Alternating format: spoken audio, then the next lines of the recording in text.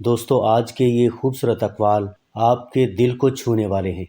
Video جیسے جیسے آگے بڑھے گی اچھے سے اچھے اقوال آتے جائیں گے۔ امید ہے آپ ویڈیو کے آخر تک ہمارے ساتھ رہیں گے۔ خوش آمد اس بیان کو کہتے ہیں جس کے دینے والا جانتا ہے کہ جھوٹ ہے اور سننے والا سمجھتا ہے کہ سچ ہے۔ فائدے کا سفر بے فائدہ ہے۔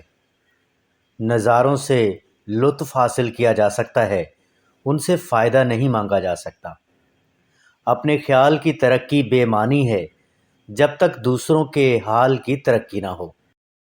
اس سے پہلے کہ ہم سے سب کچھ چھن جائے، ہم خود ہی کیوں نہیں چھوڑ دیتے؟ ہمارے پاس ہر شے کی کثرت ہے، صرف وقت کی قلت ہے۔ پیدا کرنے والے کی منشا کے خلاف جو زندگی ہوگی خوف زدہ ہوگی۔ جس زندگی میں شوق ہوگا اس میں خوف نہیں ہوگا۔ تیسری جنگ عظیم کی تعریف یہ ہے کہ اس کے بعد کوئی جنگ نہیں، کیونکہ دنیا میں کوئی انسان ہی نہ ہوگا تو جنگ کون لڑے گا؟ انسان اپنے راستے پر صحیح سفر کر رہا ہو تو بھی اسے کسی اور غلط روی سے دوچار ہونا پڑتا ہے۔ ایک مارکیٹ میں دکاندار صبح سے شام تک یکساں محنت کرتے ہیں اور شام کو نتیجہ یکساں نہیں ہوتا۔ حال کے بدحال ہونے کے باوجود مستقبل کے خوشحال ہونے کی امید ترک نہیں کرنی چاہیے۔ اندیشے کی عمر بیان تک ہے۔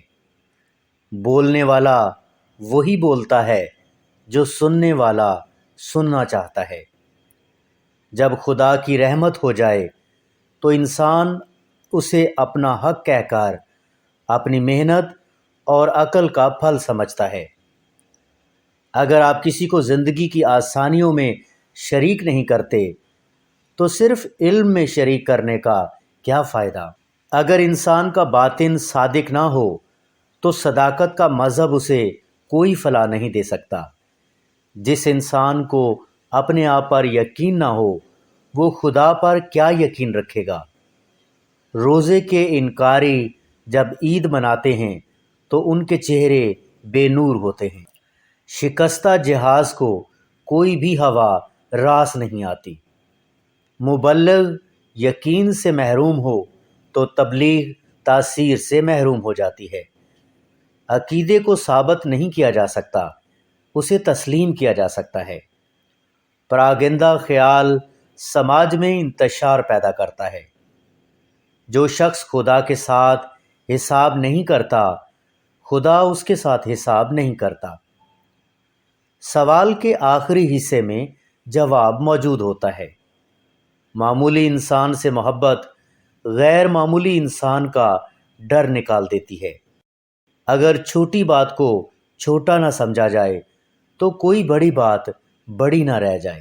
پست خیال انسان اپنے وجود کو پالتا ہے اور بلند خیال انسان اپنے وجود کو اجالتا ہے۔ قوم کو تذ بذب میں گرفتار کرنا ظلم عظیم ہے۔ سمندر کی طرح صاحب روح نیم شب کو جاگتے ہیں۔ مطمئن زندگی کی قدر اس سے پوچھو جس کو خواب آور ادویات کے سہارے درکار ہوں۔ انسان کے آنسو اس دنیا میں کسی اور دنیا کے سفیر ہیں۔ اخلاقیات کا دین اور چیز ہے اور دین کی اخلاقیات اور چیز۔ سمندر سے 10 دریا نکال لیے جائیں یا 10 دریا شامل کر دیے جائیں تو بھی وہ جوں کا توں رہتا ہے۔ تقرب الہی کے راستوں پر چراغاں کرنے والے موتی انسان کے آنسو ہیں۔ نیت کا گناہ نیت کی توبہ سے معاف ہو جاتا ہے۔ اشکوں کے موتیوں کی مالا عالم بالا کی خبر لاتی ہے۔ اگر انسان کو گناہ سے شرمندگی نہیں تو توبہ سے کیا شرمندگی ہوگی؟ رفتار وہی بھلی جس سے سانس نہ پھولے۔ بے موسم پھل اور بے وقت حاصل آخر انسان کو نقصان پہنچائیں گے۔ جو انسان جتنا مؤثر ہوگا اس کا گناہ اتنا ہی بڑا ہوگا۔ اگر تخلیق خالق سے تعلق میں رہے تو سلامت، ورنہ یہی ایک قیامت ہے۔ توبہ کا خیال خوش بختی کی علامت ہے۔ اخلاقیات دین کا حصہ ہے، لیکن دینیات اخلاقیات سے بہت بلند ہے۔ ہمارا ہر وہ عمل جو خدا کو ناپسند ہو گناہ ہے۔ گناہوں میں سب سے بڑا گناہ توبہ پر قائم نہ رہنا ہے۔ ہر قدیم کبھی جدید تھا، اور ہر جدید کبھی قدیم ہوگا۔ خاموشی دانا کا زیور اور احمق کا بھرم ہے۔ بڑے مقصد میں کامیابی سے اچھے مقصد میں ناکامی بہتر ہے۔ بے باکی میں تعلق قائم رہتا ہے، اور گستاخی میں تعلق ختم ہو جاتا ہے۔ آج کا انسان ہر عقیدت اور ہر عقیدے سے آزاد ہے۔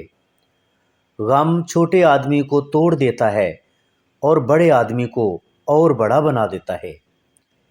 مہنگائی حد سے زیادہ ہے اور خریداری بھی حد سے زیادہ ہے۔ عجیب عالم ہے۔ عذاب کی انتہائی صورت یہ ہے کہ عذاب نازل ہو رہا ہو اور لوگ بدمستیوں اور رنگ رلیوں میں محو ہوں۔ جو کرتا ہے خدا کرتا ہے، اور خدا جو کرتا ہے صحیح کرتا ہے۔ عذاب اور عبرت کے الفاظ سننے میں بھی سخت ہیں اور سمجھنے میں بھی۔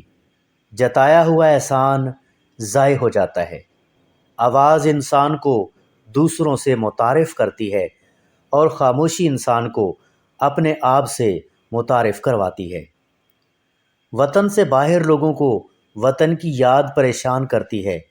وطن میں رہنے والوں کو باہر جانے کی تمنا پریشان رکھتی ہے۔ اگر انسان تسلیم کر لے کہ اس کی زندگی کے ساتھ ہونے والے واقعات اور زندگی کا انجام خالق کے حکم سے ہے تو پریشانی ختم ہو سکتی ہے۔ مریض ہونا غریب ہونے کی ابتدا ہے۔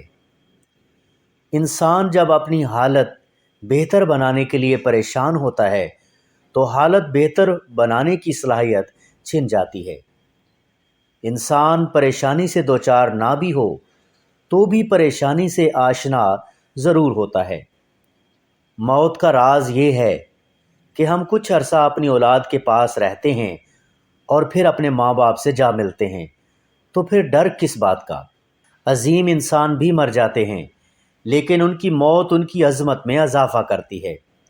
موت سے زیادہ خوفناک شے موت کا ڈر ہے۔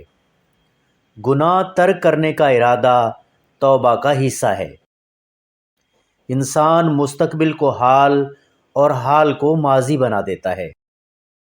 جب لیڈرز زیادہ ہو جائیں تو سمجھ لیجئے لیڈرشپ ختم ہو چکی ہے۔